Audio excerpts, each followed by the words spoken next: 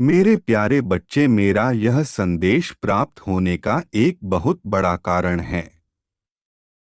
मेरे बच्चे, तुम्हारे साथ उसने धोखा किया है, बहुत ही बड़ा छल किया है।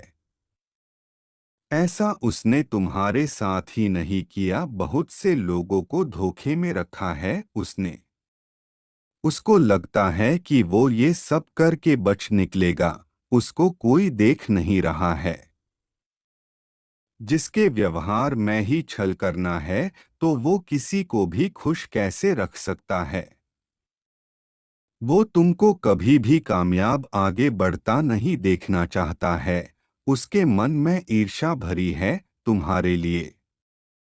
मुझे ज्ञात है बच्चे, पहले तो उसने अच्छे होने का नाटक रचा तुमसे, उसके बाद जब तुम्हारी मित्रता हुई तो उसने अपना असली रूप दिखाया। कुछ लोग जीवन में इतने अच्छे और सज्जन बन के आते हैं, फिर कुछ ही समय बाद छल करना प्रारंभ कर देते हैं। उसने तुम्हारी अच्छाई का फायदा उठाया है, वो ये सब करके तुमको तोड़ना चाहता है। वो चाहता है कि तुम बर्बाद हो जाओ और समाज के सामने ये साबित करना चाहता है कि तुम एक बुरे इंसान हो और तुम्हारे अंदर कोई अच्छे गुण नहीं है। वो तुमको बदनाम करने के लिए किसी भी हद तक जा सकता है। ऐसा वो इसलिए कर रहा है ताकि कोई तुमसे फिर से प्रेम ना कर पाए और तुम कभी खुश ना रह पाओ आने वाले समय। इस समय तुम्हारे मन में कई प्रकार के प्रश्न उठ रहे होंगे और आगे क्या करना है कुछ समझ नहीं आ रहा होगा। सिर्फ और सिर्फ तुम अपने अपनों के लिए खुश रहने का प्रयास करते हो, क्योंकि तुम ये जानते हो अगर तुम दुखी रहोगे तो तुम्हारे अपने खुश नहीं रह पाएंगे। अपने कष्टों से छुटकारा पाने के लिए तुम हर पल मुझसे प्रार्थना करते हो और बहुत रोते हो।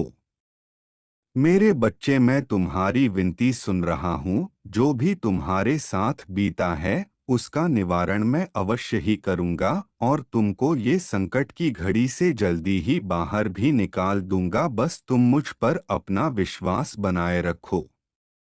एक समय ऐसा भी था जब तुम्हारा मुझ पर से भरोसा उठ गया था। तुम यही सोचते थे कि मैं कुछ नहीं देख रहा हूँ, बिना कोई गलती के तुम्हें इतनी बड़ी सजा मिल रही है। उसे कोई भी दुख नहीं है, वो अपनी जिंदगी मजे से जी रहा है, उसके कुकर्मों से सब अनजान है।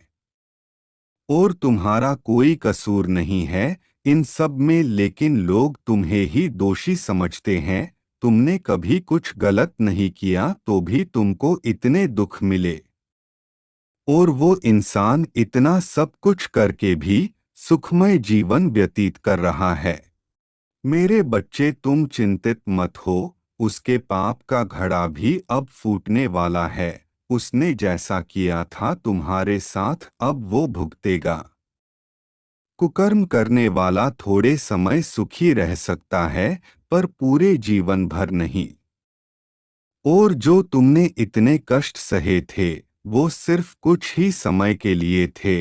आगे का जीवन में तुम्हारा अपार खुशियों से भरने जा रहा हूँ।